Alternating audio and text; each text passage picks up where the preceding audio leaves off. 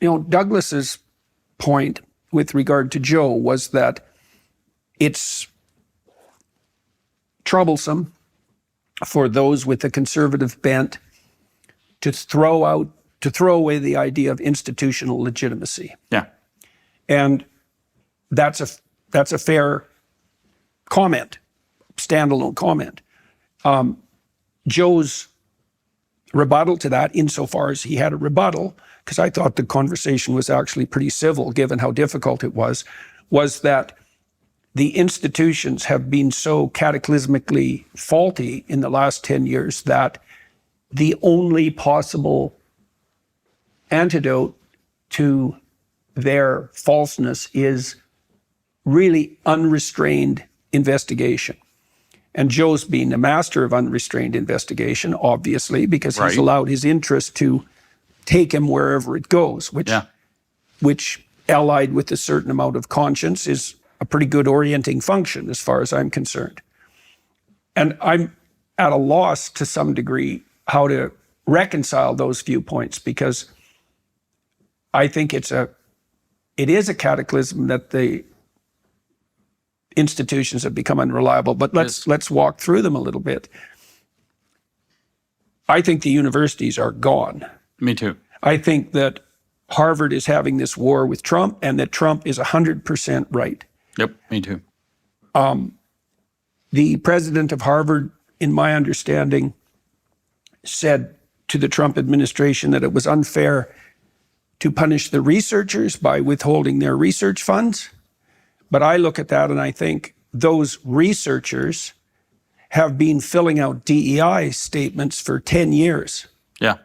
So as far as I'm concerned, they lost all their credibility. They're not independent researchers at all. Oh, that's right. And they could say and have said that they were just following the rules. It's like, that's not a very good excuse if you're a seeker after knowledge, right? If the rules have become pathological, you have an obligation to cease following them. Harvard took its DEI head, I think it was Harvard, and kept the person and changed the name.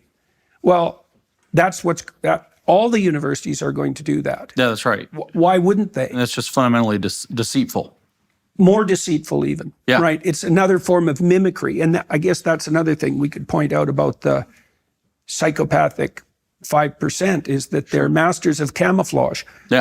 What a psychopath does is mimic competence, right? That's right. And usually they can't get away with it because not for long, because they don't create, they destroy.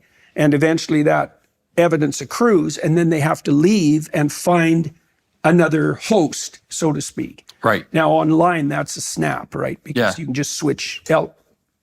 Exactly. You can just switch your identity, and and you've solved the problem, or you can multiply it beyond. And then there's a bot problem online too. A tremendous bot problem. Yeah. We've tracked some of that, and for some of these discussions about the woke right, 30% of the comments are bots. Yeah. Right. So that means we're automating the psychopathy. Like I've thought for a long time, and I do think this may be the case, that virtualization enables psychopathy. And if that's the case, we're in trouble. We're in trouble. We're in big trouble. Well, at least 50% of internet traffic is criminal, right? It's Holy cow, yeah. It's 30% pornography, which is close enough to criminal, so I think distinguishing them is not useful. And then, like, old people are just scammed nonstop. Right. Nonstop. Right. And so, and there's no policing, and there can't be, because you can hide so effectively. Right. So, and then what it seems to happen is that the unrestrained psychopathy spills over into the public domain, and everyone is mad, like in both senses, angry and insane because of it.